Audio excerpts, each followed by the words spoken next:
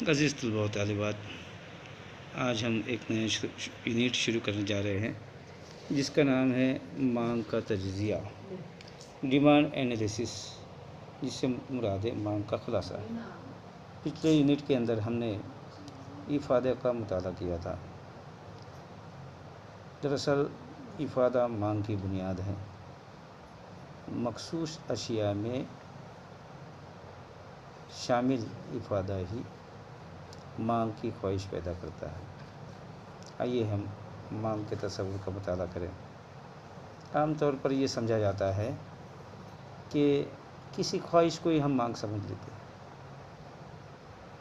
کسی چیز کی خواہش یعنی مانگ ہے، ایسا ہم تصور کر لیتے ہیں۔ لیکن معاشیات میں مانگ سے مراد ایسی خواہش جسے قوت خرید کی پشت پناہی حاصل ہو اور وہ خرچ کرنے کے لیے بھی تیار ہو، تبھی ہم کسی خواہش کو مانگ میں تبدیل کر سکتے ہیں۔ جیسے مثال کے طور پر کسی شخص کی ٹی وی خریدنے کی خواہش ہے، لیکن اس کے پاس ٹی وی خریدنے کے لیے پیسہ نہیں ہے، اس کی خواہش محض خواہش ہوگی، وہ مانگ میں تبدیل نہیں ہو سکتی۔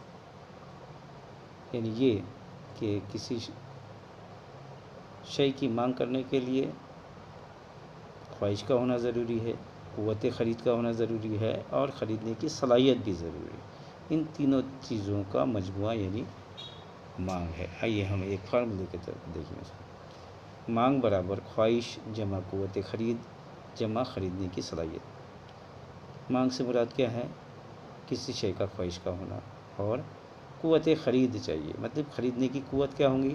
پیسہ چاہیے، اور خریدنے کی صلاحیت بھی چاہیے۔ ان تینوں چیزوں کا مجموعہ یکجا ہونا ہی مانگ کہلاتا ہے۔ آئیے ہم مانگ کی تعریف دیکھتے ہیں۔ مانگ کی تعریف ماہر معاشیات بن ہیم نے کی ہے۔ بن ہیم کے مطابق مخصوص وقت میں مخصوص قیمت پر مخصوص اشیاء کی خریدی گئی مقدار اس شے کی مقدار ہے۔ یہ کہنا ہے پروفیسر بن ہیم کا۔ اس کا یہ کہنا ہے کہ ایک مخصوص وقت ہونا چاہیے، مخصوص قیمت پر ہونا چاہیے اور مخصوص اشیاء کی مقدار طے ہونا چاہیے، تبھی ہم اس کو مانگ کہیں گے۔ اس سے یہ پتہ چلتا ہے کہ مانگ ایک نسبتی تصور ہے۔ اس کا تعلق ہے کیسے ہے؟ وقت سے ہے، قیمت سے ہے اور مقدار سے ہے۔ مطلب کسی بھی شے کی مانگ کرنے کے لیے کیا چاہیے؟ پھر ایک مخصوص وقت چاہیے، اس کی مخصوص قیمت اور مقدار، ان تینوں چیزوں کا تعلق مانگ سے ہے۔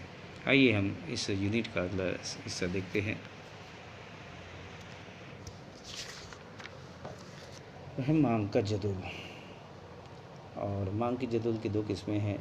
الف ہے انفرادی مانگ کا جدول، اور بے ہوں گی بازاری مانگ کا جدول۔ آج ہم اس لیکچر کے اندر انفرادی مانگ کے جدول کا مطالعہ کریں گے۔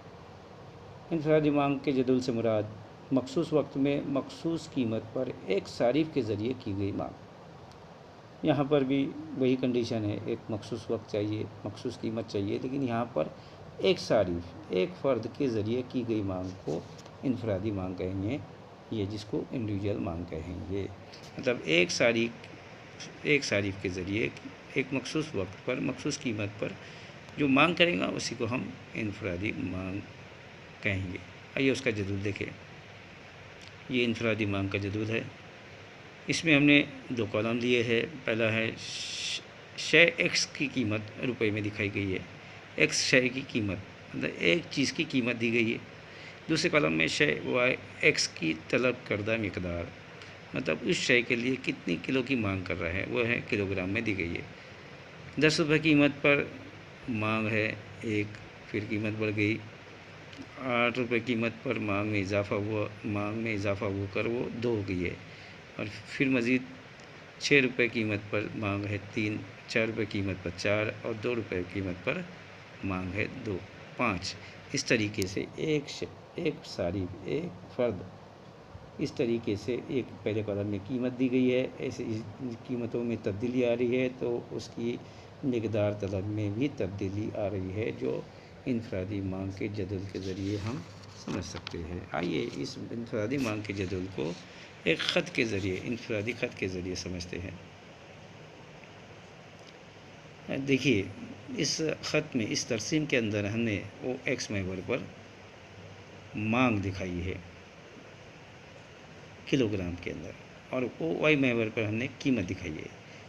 دیکھیے وہ ایکس محور پر جو قیمت مانگ دکھائی ہے، 1 روپے قیمت پر مانگ ہے، اوپر کی جانب دکھ رہا ہے 10 ہے، 2 روپے قیمت پر مانگ 8 ہے، 3 روپے قیمت پر 6، 4 روپے قیمت پر 4 اور 5 روپے قیمت پر 2 ہے۔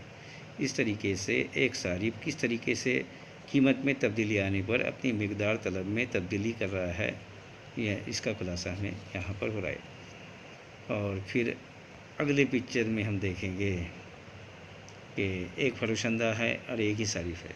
ایک صارف کے ذریعے کی جانے والی مانگ انفرادی مانگ کہلائیں گی۔ اس پکچر کے ذریعے ہمیں اس بات کا پتہ چلتا ہے۔ ہم اگلے لیکچر کے اندر بازاری رسد، بازاری طلب کا جدول، مانگ کا قانون وغیرہ کا مطالعہ کریں گے انشاءاللہ۔